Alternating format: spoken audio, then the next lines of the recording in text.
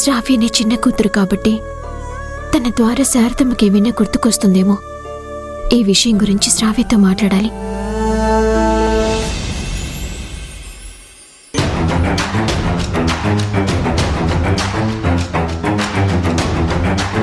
Hello brother.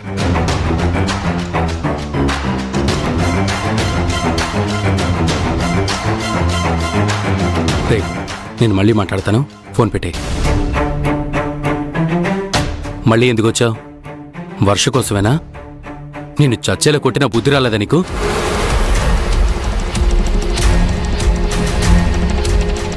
Brother brother brother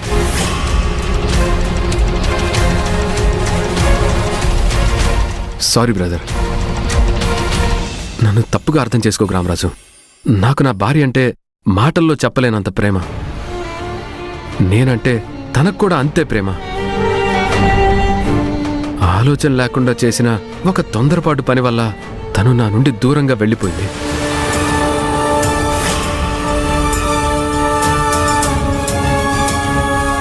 తను నాతో లేకపోవడం నేను అస్సలు తట్టుకోలేకపోయాను. నా జ్యోతి ఎక్కడుందా అని పిచ్చివాళ్లా వెతుకుతున్న సమయంలో అత్తయ్యని తీసుకుని నేను ఇక్కడికి రావాల్సి వచ్చింది. ఇక్కడ జ్యోతి రూపంలో ఉన్న వర్షం చూడగానే తనే నా భార్య అనుకొని ప్రాణం లేచొచ్చినట్టయింది. నా భార్య నా మీద కోపంతో వెళ్ళిపోయింది కాబట్టి తనే వర్షాలా నటిస్తుందేమోనని నేను భ్రమపడ్డాను.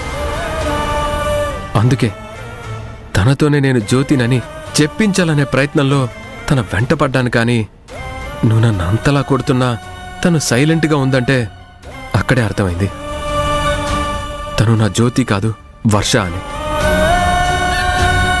తన జ్యోతి కాదు, వర్షానని ఇప్పటికైనా నమ్ముతున్నావా? నమ్ముతున్నాను బ్రదర్. తను నా జ్యోతి కాదు, నీ వర్ష అని. అది అలా రా దారికి. ఇప్పటికైనా తన వెంట పడటం మానేసే. సరే బ్రదర్, కానీ ఒక్కటేంటంటే నేను చేసింది తప్పైతే కాదు. నా భార్య మీద నాకున్న ప్రేమ వల్ల అలా చేశాను.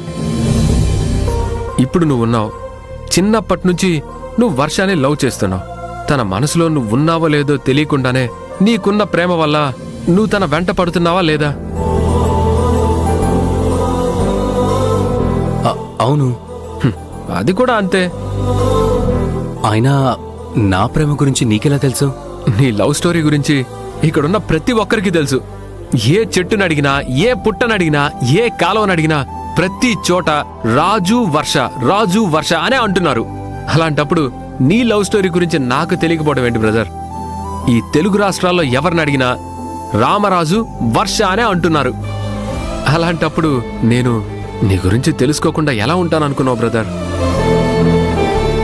నీకు వర్ష మీద ఎంత ప్రేమ ఉందో కూడా చెప్పారు. కాబట్టి నేను చెప్పేదేంటంటే నా భార్య మీద ప్రేమ వల్ల మాత్రమే నేను వర్ష వెంట పడాల్సి వచ్చింది తప్ప వేరే ఉద్దేశం కాదు. తప్పుగా అనుకోకు బ్రదర్. సరే సరే, నీ భార్య మీద ప్రేమతో వెంటపడ్డానని చెప్పావు కదా, ఇప్పటికైనా అర్థం చేసుకున్నావు. ఇంకోసారి ఆ తప్పు మళ్ళీ చేయకు. అలా ఏం చేయను బ్రదర్. ఫ్రెండ్స్,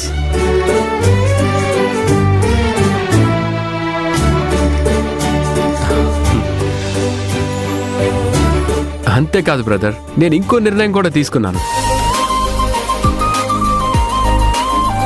ఏంటా నిర్ణయం? నిన్ను వర్షానికి కలిపే బాధ్యత నాది. అదేంటి బ్రదర్, ఇది నేను అస్సలు ఊహించలేదు. నేను చేసిన తప్పుకి ఇదో ప్రాయశ్చిత్తం అనుకో. నా ప్రేమ తిరిగి నాకు దక్కుతుందో లేదో తెలీదు. నా భార్య నా దగ్గరకు వస్తుందో రాదో క్లారిటీ లేదు. నా కళ్ళ ముందు కనిపిస్తున్న నీ ప్రేమని గెలిపించడం నా బాధ్యత. అందుకే మీ ఇద్దరిని నేను ఒకటి చేస్తాను. నిజంగానా brother? Yeah. Thank you very much. It's okay, it's okay. నాకు నా ప్రేమని వర్షకి ఎలా చెప్పాలో అర్థం కావడం లేదు. చాలా అంటే చాలా టెన్షన్గా ఉంది. బ్రదర్, నేను లవ్లో ఆరితేరాను. నీకు దగ్గరుండి తనని ఎలా ప్రపోజ్ చేయాలో, ఎలా నీ ప్రేమని ఒప్పుకునేలా చేయాలో అన్నీ చెప్తాను. Thanks a lot. ఇక నుంచి మనిద్దరం ఒక పార్టీ. డన్. సారీ రామరాజు, ఈ నిర్ణయం వెనక నా స్వార్థం కూడా ఉంది. తను కనుక జ్యోతి అయితే నీతో పెళ్లిపీటలు ఎక్కేటప్పుడు తనకి తన తాళి గుర్తొస్తుంది. ఏ భార్య కూడా భర్త కళ్ళ ముందుంటే